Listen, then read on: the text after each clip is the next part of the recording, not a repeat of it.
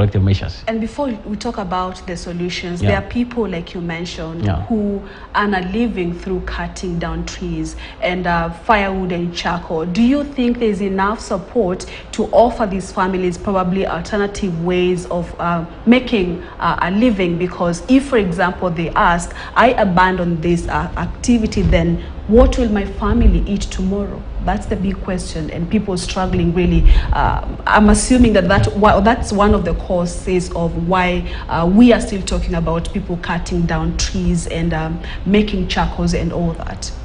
Well, I think my answer is a strong yes. And I think people need to understand. If, for example, I'm in the charcoal business, it's true I'm making money, I'm feeding my family through this business. But the question I'm asking myself, if I thought there's no food in this country to buy with the money that you're making, then where do we get food? And so people need to start thinking innovatively. How do I adopt? For example, I'm in charcoal business. Can I be able perhaps to do something else along that value chain of, creating innovative energy resources, because you're providing energy to the whole, and even hotels, most hotels in Nairobi, they use charcoal. And so the question is, I think for me the issue is, we need to create awareness to these people and show them that you can be able to do something that is better, that can be able to really support Kenyans in terms of,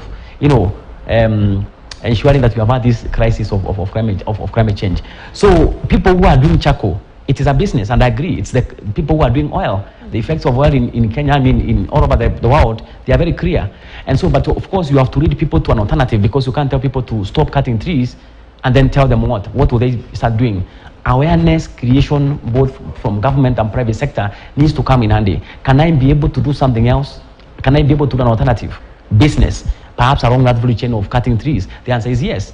Even in terms of planting trees, people need to understand, perhaps they can be able to start encouraging even people. There are so many people in Kenyans today who have 10 acres and they're not doing anything on it.